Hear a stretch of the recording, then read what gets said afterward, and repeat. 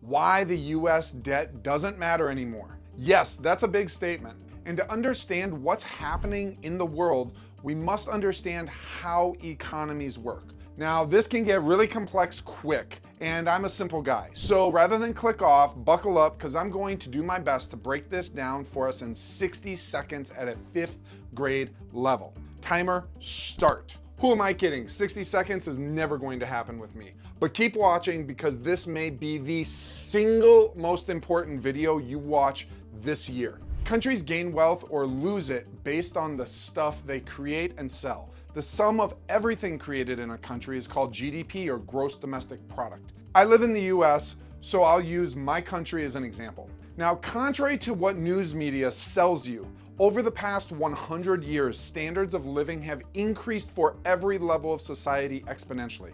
In his book Abundance, The Future is Better Than You Think, Peter Diamandis shows with hard numbers how those living below the poverty level today have a higher quality of life than most royals only a few short years ago. And he also shows how the poor are being pulled up from poverty at an exponential rate globally, not just in the US. So if you're watching this while laying on your pillow top mattress with 1,000 thread sheets, 1,000 count, 100 count, 10,000 count, I have no idea what sheets are, but I'm just talking fancy, okay? Let's keep it real. 1,000 count sheets in your climate controlled room on your $1,000 iPhone, and you thought something like, this guy's out of touch.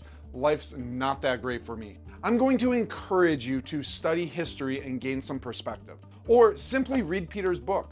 Enough of a rabbit hole though. Well, so how does this happen? Well, after thousands of years of almost zero economic advancement, how did the world get so much more wealthy than it was a few short years ago? Economists, or people who study the economy and money flows, look at one key metric to determine if a country is more or less likely to grow its wealth in the coming years. And it's this: GDP per worker, or labor productivity, and future workforce. GDP per worker tells you how much stuff the average worker makes for a given country's economy. If workers become more efficient and create more things each year, or if a country has more workers creating stuff than previous years, the economy gets stronger and the country typically gets richer. People can earn more and life gets better. Economists use it like a report card for how efficient and healthy an economy really is. Now, here's why this matters. If GDP rises, it's either because there's more workers or GDP per worker is rising. Each worker is producing more. That usually means businesses are using better tools, skills, and technology, or workers are becoming more efficient. Simply put, more productive workers equals more wealth in the system. So what happens when populations decline and therefore less workers are entering the workforce? Well, workers can get more efficient. However, there is a limit to the efficiency unless you feel like working 100 hours a week. I know I don't. Now here's the rub. Contrary to popular beliefs around population and overpopulation, almost every developed nation is facing severe challenges from population declines. Japan and Korea are probably the furthest along in this cycle so far, and it's no surprise they have some of the highest global debt ratios to GDP. Because of a shrinking workforce producing fewer things, the government is needing to print money, i.e. create debt, to pay for social support promised to the elderly, instead of using taxes from a younger generation who's growing the economy. Much of Europe, with the notable exception of France, are in crisis mode too. The US is technically barely hanging on, although a lot of this is due to immigration, not new births. China? They're facing a major population decline over the coming decades. Okay, you're saying US debt doesn't matter, but yet you're also saying that the countries with declining populations, and the US is almost on the cusp of that, they're in trouble financially? What the heck? Broken? You're not wrong, but stick with me. Since the invention of economics, this is how things have worked, and they have worked. But what happens when an economy no longer is dependent on its workers to generate wealth? Or at least a significant portion of its economy isn't dependent on humans working to pull its people up, to higher qualities of life. And what happens to the debt of a country when its ability to pay off its debt is no longer dependent on future generations producing things? These are the exact questions we're facing today, and we're gonna get to live through the answers over the coming decades. US debt. The topic of this video is about the unprecedented levels of US debt and why it's potentially becoming irrelevant. So what does GDP and population decrease and quality of life have to do with the US debt?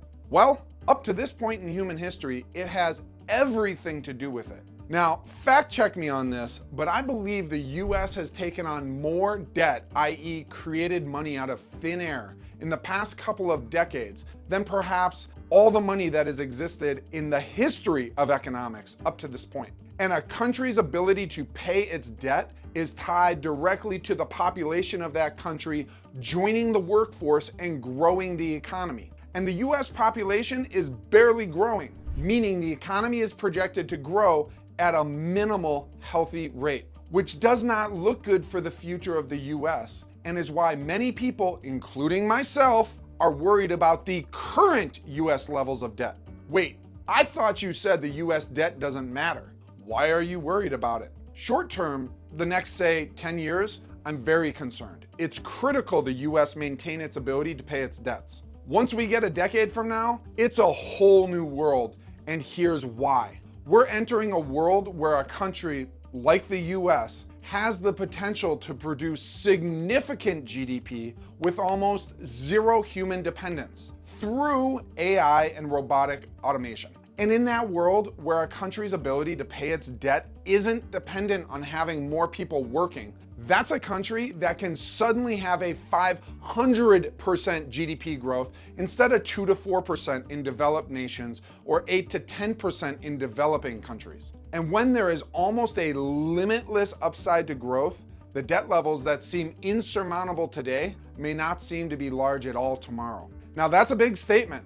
I'm going on record with this. Save this video, share it with some friends, because it could be as early as 2030. But I believe with implementation and human resistance, we're probably looking at something more like 2035 before this is fully realized. So when you watch the decisions of the current US administration, I encourage you to look at it through the lens of this filter. When you do, you'll see a lot less drama and a lot more preparing the economy and its people for quote unquote new normals. Now, until this future arrives, I encourage you to grab a copy of my book, Life is Dope, 15 Stories of Hard-Won Hope and the Power of Perseverance. These are real, raw, unfiltered stories from my life and the principles I learned from them. I believe they're more important today than ever. This isn't a sales pitch. This is real, okay? Real. It's available everywhere I can sell it on Amazon worldwide. Get a copy, send one to a friend, read it. I promise you, read the reviews. Don't take my word for it, read the reviews, okay? See, I'm on a mission to impact 100,000 people, and I can only do that with your help. Now, if you enjoyed this video, I ask you to do all this stuff to support it. Like, subscribe, share, it helps more than you can imagine. If you're thinking, what about me? How am I going to survive in the coming years? Be sure to subscribe with notifications turned on, because I have another video coming that speaks exactly to this topic. Now, if you've made it this far, I want you to get a fist bump, baby, from me to you. You, my friend, you keep living your life to the fullest. And I will see you on the next video right here, or when the notifications lets you know. Peace.